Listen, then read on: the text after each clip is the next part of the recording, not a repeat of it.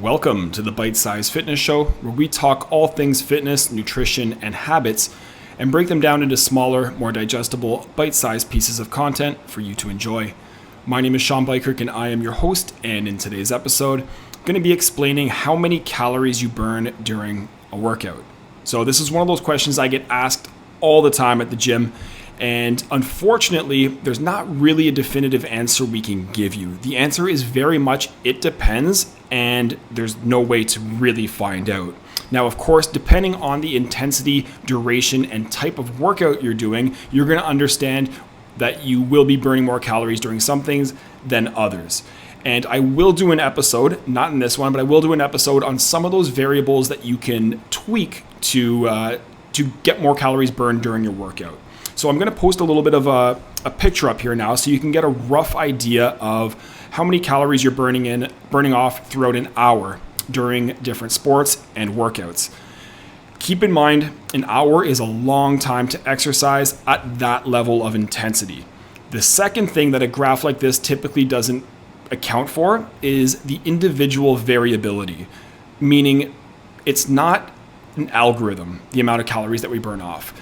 You could have two people, same age, same height, same weight, same level of fitness, do the exact same workout, and they're not going to burn off the same amount of calories.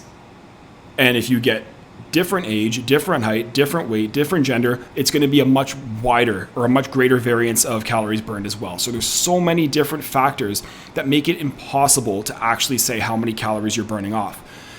If you saw one of my previous episodes, I broke down how many calories, or not how many calories, but kind of the percent breakdown of calories that you burn throughout the day. So where are we burning calories? And one of the things I outlined is during exercise, at least when it looks through the lens of the entire day, you're not burning off a ton of calories. It can range anywhere between 0% if you're not working out, maybe up to 25% if you're very active and training hard. So it's not insignificant, but it's really not a huge lever to pull. And I think a lot of people get into exercise with that sole focus of training hard so that they can burn calories so that it's going to help them lose fat. So it's not that it's impossible to do that, it's just a very inefficient way of doing that. Another problem when it comes to trying to figure out how many calories we're burning is, like I alluded to earlier, is you can't really get an accurate measurement on it. Even when you use these wearable technologies, so whether it's like a Fitbit or your iWatch or a treadmill telling you how many calories, there's usually at least a 30% variance. And they're usually going to over-report how many calories you're actually burning.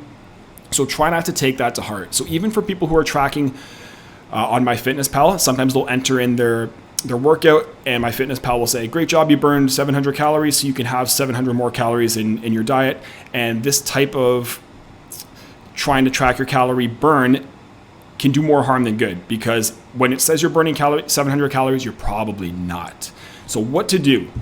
Instead of focusing on how many calories you're burning through a workout, try to focus on the things that actually matter during a workout. So if you're doing resistance training, instead of tracking your calories burned, you can track your weight. So how much weight are you lifting? You can track your reps. How many reps are you doing? Outside of your workouts, you can track your steps. These are all things that are pretty objective, right? There's not going to be a lot of individual variability, and you can also measure and improve. So by improving the amount of weight that you're lifting, you're going to get stronger, you're going to get fitter, you're probably going to improve your body composition. Same thing when it comes to the amount of reps that you're doing and the amount of steps that you're taking as well.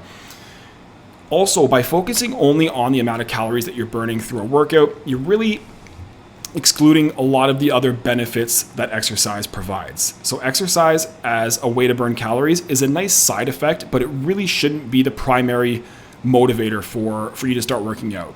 So instead, try to focus on the health benefits, of course, but even if you want to focus on the immediate benefits, think about how it makes you feel, your mood, your confidence.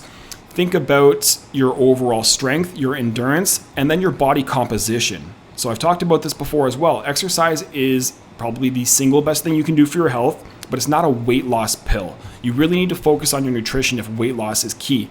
However, exercise is going to help with that body composition. So maybe the weight doesn't change too much on the scale, but you're absolutely going to see a difference in how it looks and how your clothes fit.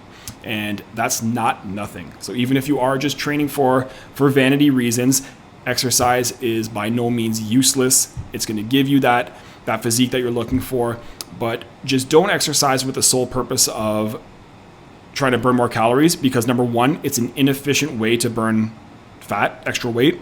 And number two, it's impossible to find out how many calories you're actually burning anyway, and it's going to drive you crazy, and you're just going to get a ton of false data that you're kind of navigating with. So don't worry about tracking how many calories you're burning. Instead, focus on those other benefits of exercise. Track what you can that's objective and that you can measure and improve on. Hopefully this video helped. See you guys in the next one.